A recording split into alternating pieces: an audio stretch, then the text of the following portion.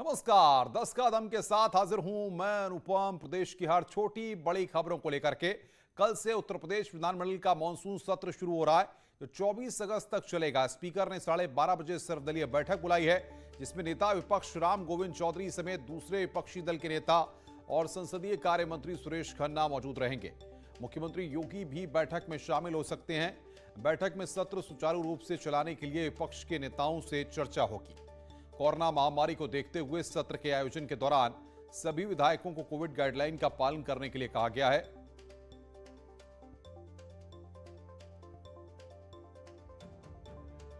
वहीं समाजवादी पार्टी समेत विपक्षी दल सदन के दोनों सदनों में हंगामा करेंगे। बेरोजगारी, किसान और महंगाई के मुद्दे पर विपक्ष सरकार को घेरने की रणनीति बना रहा है। माना यह जा रहा है कि 20 अगस्त को अनुपूरक बजट पेश किया जाएगा।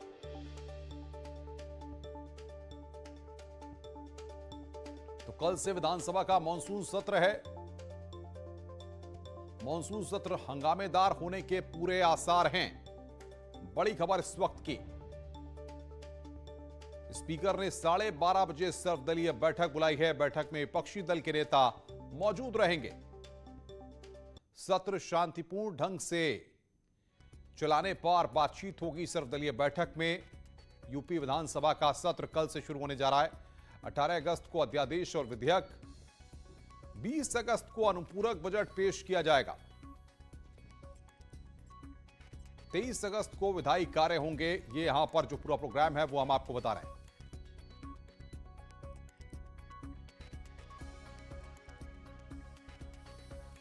यूपी विधानसभा का सत्र है और विधान परिषद की कार्यवाही इसी तरह से चलेगी। 17 अगस्त से 24 अगस्त तक चलेगा। स्पीकर ने 12:30 बजे सर्वदलीय बैठक बुलाई है। बैठक में विपक्षी दल के नेता मौजूद रहेंगे। अनामिका बातचीत करने के लिए हमारे साथ जुड़ रही हैं। अनामिका, 12:30 बजे सर्वदलीय बैठक है और सत्र की शुरुआत कल से हो रही है। किस तरह की गहमा-गहमी देख रही हैं और विपक्ष की क्या रणनीति है?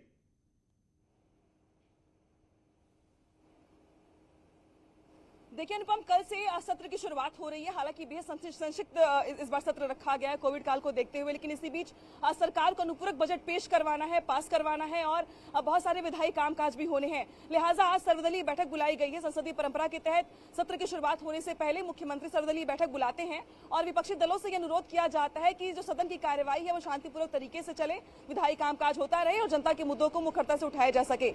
आज 2 महत्वपूर्ण बैठकें बुलाई गई है। पहली बैठक है कार्यमंत्रणा की बैठक। कार्यमंत्रणा की बैठक में पूरा का पूरा प्रारूप तैयार किया जाता है कि सदन की कार्यवाही कैसे चलानी है, किस दिन कौन से विधायी कामकाज होने हैं। इसके अलावा 12:30 बजे करीब सर्वदलीय बैठक बुलाई गई जिसमें बीजेपी की तरफ से मुख्यमंत्री योगी आदित्यनाथ खुद मौजूद रहेंगे, विधानसभा अध्यक्ष मौजूद रहेंगे। इसके अलावा सपा, कांग्रेस और बसपा के भी जो नेता प्रतिपक्ष हैं वो इस बैठक का हिस्सा बनेंगे।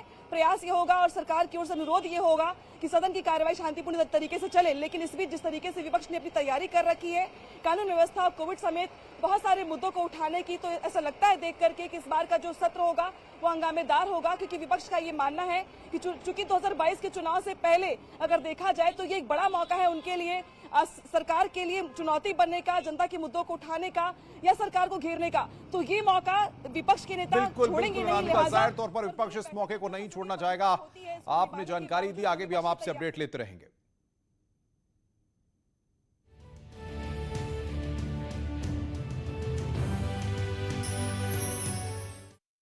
उत्तर प्रदेश में भले ही विधानसभा चुनाव में काफी वक्त हो, लेकिन यात्राओं का सिलसिला शुरू हो चुका है। बीजेपी आज से जन आशीर्वाद यात्रा निकालेगी। मोदी कैबिनेट में शामिल 7 नए मंत्री इस यात्रा की अगुवाई करने जा रहे हैं और 2022 के चुनावी अभियान का आगाज कर रहे हैं।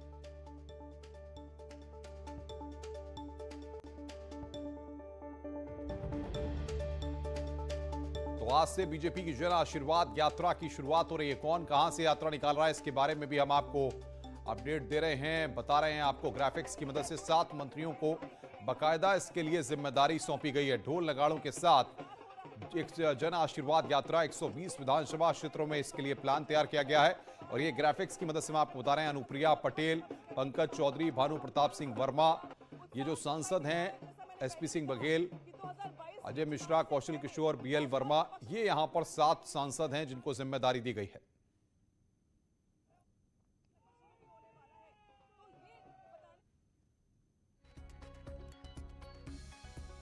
तो सरकार की उपलब्धियों को गिनाएंगे ये मंत्री।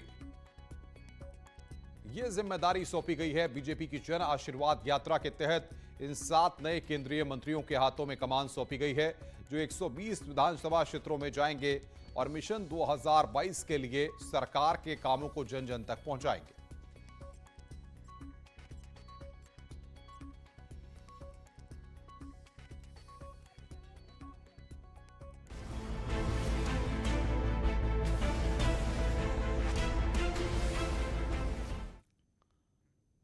कोरोना काल में लंबे समय से बंद उत्तर प्रदेश के स्कूल आज से खुल गए हैं। फिलहाल क्लास 9वीं से 12वीं तक के स्कूल खोलने की इजाजत है। स्कूलों में कोरोना गाइडलाइंस का पालन करने के निर्देश दिए गए हैं। स्कूल 50% क्षमता के साथ खोले गए हैं। हम आपको अभी 3 तस्वीरें दिखाएंगे। 3 शहरों में स्कूल खुलने के बाद क्या तस्वीरें वहां पर सामने आई हैं, ये आप देखिए अपनी स्क्रीन पर। नोएडा की तस्वीरें हम आपको दिखा रहे हैं, लखनऊ की तस्वीरें और मेरठ की तस्वीरें कि वहां पर स्कूल खुल गए हैं और 1.5 साल के बाद स्कूल खुले हैं।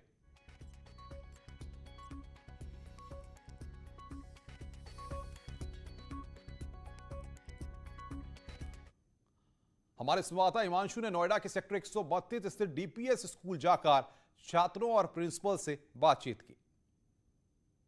देखेंगे किस तरीके से यहाँ पर स्कूल के जो स्टाफ मेंबर्स हैं वो सभी लोग मौजूद हैं।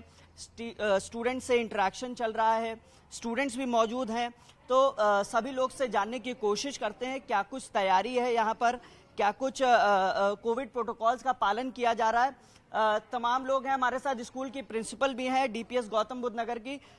मैम, क्या कुछ तैयारी की गई है इनिशियली जब बच्चा स्कूल के अंदर आता है और क्लासरूम अटेंड करने के बाद जब वापस जाता है? राइट फ्रॉम गार्ड रूम से लेके थर्मोगन, थर्मो स्क्रीनिंग से लेके अपार्ट फ्रॉम सेफ्टी स्क्रीनिंग, हम हाइजीन स्क्रीनिंग तक भी कर रहे हैं। बच्चे इतने दिनों बाद वापस आए हैं, नेल्स कटे हैं, बाल छोटे हैं, यूनिफॉर्म में है कि नहीं है, और मास्क है लगा है कि नहीं है, अपने साथ सैनिटाइजर्स का बॉटल ला रहे हैं कि नहीं। बात है, हमारे साथ कुछ स्टूडेंट्स भी हैं, बातचीत करने की कोशिश करते हैं। क्या नाम है बेटा आपका? आरना। आप कितने समय बाद स्कूल आई हैं? मैं 1.5 साल के बाद स्कूल आई हूँ। मुझे इतनी खुशी हो रही है, मैं आपको बता भी नहीं सकती। मैं सीरियसली बस को 30 मिनट पहले बस स्टॉप पे पहुँच गई, इतनी एक्साइटेड थी मैं। बेटा आपका? हर्षिता। हर्षिता, कितनी एक्साइटेड आज? जी बहुत, हम लोग after days and days of screen के सामने बैठ के पढ़ना, उसके बाद हम लोग आए हैं फाइनली, और ऑब्वियसली एक्साइटेड हैं, हम सब लोग एक्साइटेड हैं। तनुष, कितने एक्साइटेड हैं आप? मैं तो बहुत एक्साइटेड हूँ जी। मैं 6 बजे उठ करके, और पिछली रात भी मैंने जल्दी बैग पैक कर लिया था। और जहाँ तक प्रोटोकॉल्स का सवाल है, वहाँ तक कभी स्कूल पे कोई डाउट ही नहीं था, क्योंकि आज जब मैं बस में चढ़ा तब हमें सबसे पहले सैनिटाइज किया गया और बस में सीट्स मार्क्ड हैं जहाँ बैठ सकते हैं। और आज क्लासरूम में भी टेबल्स के बीच में अप्रोप्रिएट डिस्टेंस बनाई रखी थी। इधर लखनऊ में स्कूल खुलने के बाद छात्रों में उत्साह देखा गया है। देश में आज से स्कूलों को खोल दिया गया है। ऐसे में जहां 16 अगस्त से कक्षा 9 से कक्षा 12 तक के सिर्फ कक्षाओं को यहां संचालित किया जाएगा, साथ ही साथ 2 पालियों में यहां की कक्षाएं संचालित होंगी। तमाम छात्राएं हैं, छात्र हैं, हम उनसे बातचीत करेंगे। जहां आज बात अगर आपसे करें, आज ऑफलाइन क्लासेस शुरू हुई हैं, कैसा लग रहा है आपको और क्या तैयारी है? Sir, I am so happy because offline education is better than online education. That's why आपकी कितनी तैयारियां हैं? मेरी पूरी तैयारियां हैं और आज पहले दिन स्कूल आके बहुत अच्छा भी लग रहा है। आपको कैसा लग रहा है? सर, स्कूल आने से तो बहुत अच्छा लग रहा है, इतने दिनों बाद सबसे मिलना हो रहा है, और एक अलग फीलिंग आ रही है कि अब हम लोग ऑफलाइन पढ़ेंगे और बेहतरी थे, और हम लोग का 10th है तो अच्छे नंबर, अच्छे अंक प्राप्त करके हम लोग अपने स्कूल का नाम रोशन करेंगे। क्लास की टीचर्स हैं, हम उनसे जानेंगे। मैम, आज इतने दिन बाद, 16 मार्च के बाद और आज 16 अगस्त, मैम क्या लग रहा है आपको? ऑफलाइन क्लासेस बच्चों से कनेक्ट हो पा रहे हैं? सर बहुत अच्छा लग रहा है, काफ़ी ऑनलाइन क्लासेस होने की वजह से हम पढ़ाते थे। तो तस्वीरें हम आपकी स्क्रीन पर आपको दिखा रहे हैं। आज से स्कूल खुल चुके हैं। ये तस्वीरें हम आपकी स्क्रीन पर 9वीं से 12वीं तक के स्कूल खुले हैं और स्कूलों ने बाकायदा तैयारी की है। क्लासेस स्टार्ट हो चुकी हैं। अभी तक ऑनलाइन क्लासेस चल रही थी, अब यहाँ पर ऑफलाइन क्लासेस आप देख सकते हैं कि 50% क्षमता के साथ स्कूल खुले हैं। बड़े बड़े शहरों में तमाम स्कूलों में सैनिटाइजेशन और जो भी कोरोना की गाइडलाइंस हैं उनका पालन कराया जा रहा है। छोटे छोटे स्कूलों में, सरकारी स्कूलों में किस तरीके के इंतजामात हैं वो हम आपको इन तस्वीरों में दिखा रहे हैं।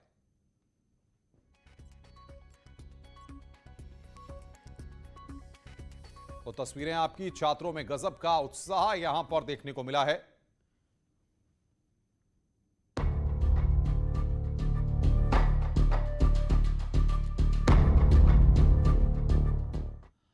पूर्व प्रधानमंत्री अटल बिहारी वाजपेयी की तीसरी पुण्यतिथि पर आज दिल्ली में सदैव अटल स्मृति स्थल पर राष्ट्रपति, उपराष्ट्रपति और प्रधानमंत्री ने श्रद्धांजलि दी।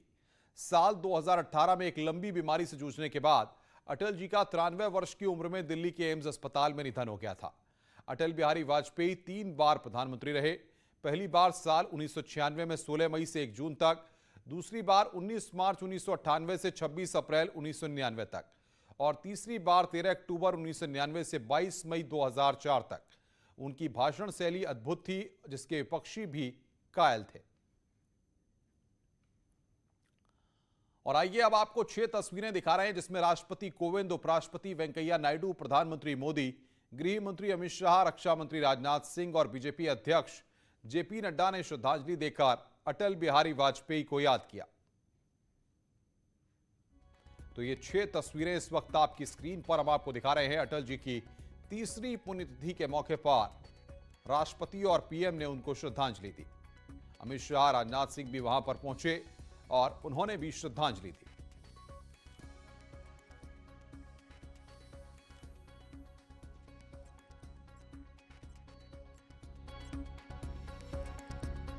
तो ये तस्वीरें यादों में अटल। राष्ट्रपति ने श्रद्धांजलि दी, उपराष्ट्रपति ने श्रद्धांजलि दी, प्रधानमंत्री ने श्रद्धांजलि दी, गृह मंत्री और रक्षा मंत्री और जेपी नड्डा भी पहुंचे और वहां पर अटल बिहारी वाजपेयी के समाधि स्थल सदैव अटल पर पहुंच करके वहां पर अटल बिहारी वाजपेयी को याद किया गया।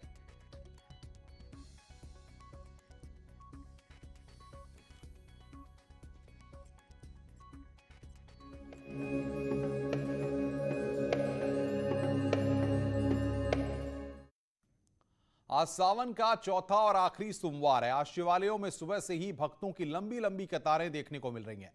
हम आपको मंदिरों की कुछ तस्वीरें दिखा रहे हैं। उज्जैन में जहां पर महाकाल का भस्म श्रृंगार और आरती की गई। वाराणसी में बाबा काशी विश्वनाथ के दर्शन के लिए भक्तों की भारी भीड़ उमड़ी है। प्रयागराज के मनकामेश्वर मंदिर में भक्त जलाभिषेक कर रहे हैं। वहीं मुरादाबाद के कामेश्वर महादेव मंदिर में भी बाबा भोलेनाथ की पूजा अर्चना की जा रही है। खबर आ रही है कि सीएम योगी कुछ ही पलों में लोक भवन पहुंचने वाले और वहां पर वो अटल बिहारी वाजपेयी की प्रतिमा पर माल्यार्पण करेंगे। बड़ी खबर इस वक्त की।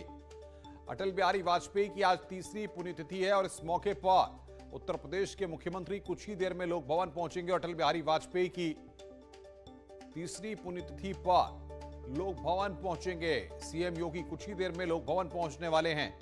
ये बड़ी खबर इस वक्त आ रही है हमारे पास। अटल जी की मूर्ति का माल्यार्पण करेंगे। अटल बिहारी वाजपेयी की तीसरी पुण्यतिथि है आज। शबाब बातचीत करने के लिए हमारे साथ जुड़ रहे हैं। शबाब, क्या जानकारी आपको मिल पा रही है और कितनी देर में मुख्यमंत्री वहां पर पहुंचेंगे? देखिए, पहले ये कार्यक्रम 10 बजे का निर्धारित था, लेकिन अभी थोड़ा सा खबरें आ रही हैं कि आधे घंटे का कार्यक्रम डिले किया गया है। लगभग 10:30 बजे के आसपास मुख्यमंत्री योगी आदित्यनाथ लखनऊ के लोक भवन परिसर में पहुंचेंगे और यहां पर अटल बिहारी वाजपेयी की जो मूर्ति लगी है वहां पर माल्यार्पण करेंगे, उनको श्रद्धासुमन अर्पित करेंगे। चूंकि आज अटल बिहारी वाजपेयी जी की तीसरी पुण्यतिथि है और इस मौके पर राजधानी लखनऊ समेत पूरे उत्तर प्रदेश भर में तमाम तरह के कार्यक्रम हो रहे हैं। अभी माल्यार्पण का कार्यक्रम है। इसके बाद देर शाम को भी एक साइंटिफिक कन्वेंशन सेंटर में एक नाटक मंचन का कार्यक्रम रखा गया है मेरी अटल यात्रा के नाम से, जिसमें भी मुख्यमंत्री योगी आदित्यनाथ पहुंचेंगे। और चूंकि अटल बिहारी वाजपेयी का लखनऊ से बहुत गहरा नाता रहा है अनुपम, ये हम सब जानते हैं, उनकी एक कर्मभूमि रही है, तो ऐसे में अटल बिहारी वाजपेयी से जुड़ाव जो है वो राजधानी के लोगों का बहुत बड़ा है। और लखनऊ के लोक भवन परिसर के मुख्य द्वार पर भी ये मूर्ति ये बताती है कि अटल बिहारी वाजपेयी का लखनऊ से और लखनऊ वासियों से बहुत गहरा नाता है। तमाम कैबिनेट के मिनिस्टर और तमाम नेता मंत्री भी इस कार्यक्रम में मौजूद रहेंगे। अब से थोड़ी देर के बाद ये कार्यक्रम जो है वो शुरू होगा। अनुपम। शबाब, मुख्यमंत्री के अलावा और कौन कौन से लोग वहां पर आएंगे, क्या अपडेट मिल पा रहा है? और इसके बाद के कार्यक्रमों की अगर बात करें तो उसमें भी मुख्यमंत्री शरीक होंगे? बिल्कुल, देखिए, जो पूरी कैबिनेट है लगभग सारे मिनिस्टर यहाँ पर मौजूद रहेंगे, चूंकि अटल जी का कार्यक्रम है और बहुत भव्य रूप से इस कार्यक्रम को मनाया जा रहा है। श्रद्धासुमन अर्पित करने का कार्यक्रम है और जो लगातार इसके बाद के भी कार्यक्रम हैं उनमें भी कई कार्यक्रमों में मुख्यमंत्री योगी आदित्यनाथ रहेंगे।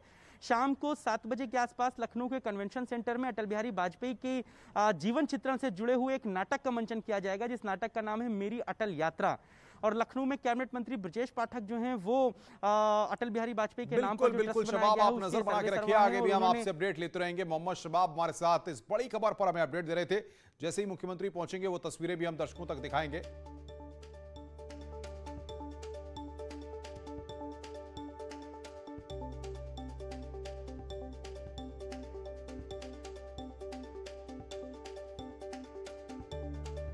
सीएम योगी लखनऊ भवन पहुंचने वाले हैं। इस वक्त की ये बड़ी खबर, सीएम योगी पहुंचने वाले हैं लोक भवन, ये हम जानकारी अभी दे रहे हैं, जिस पर शबाब भी हमें जानकारी दे रहे थे। अटल की मूर्ति पर माल्यार्पण करेंगे।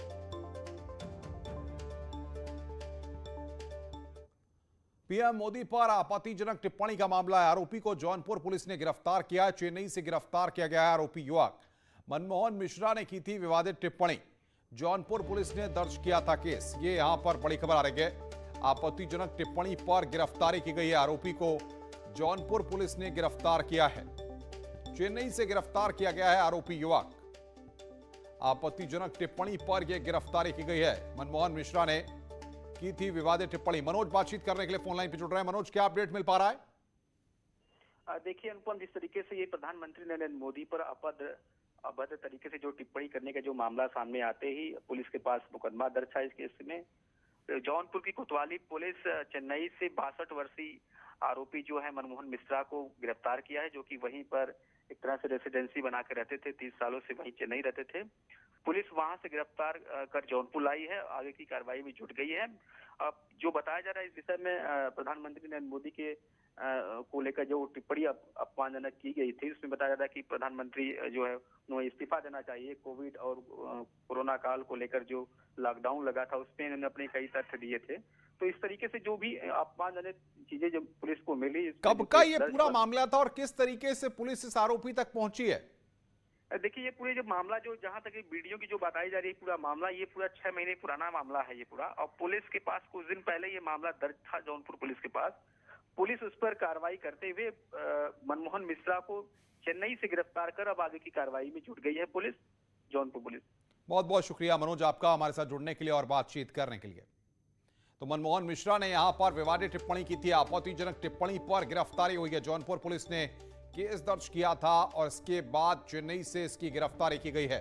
ये तस्वीरें इस वक्त हम आपकी स्क्रीन पर दिखा रहे हैं। आरोपी की तस्वीर, आपत्तिजनक टिप्पणी की गई थी जिस पर गिरफ्तारी की है। जौनपुर पुलिस ने यहां पर गिरफ्तारी की है। चेन्नई से गिरफ्तार किया गया है आरोपी युवक।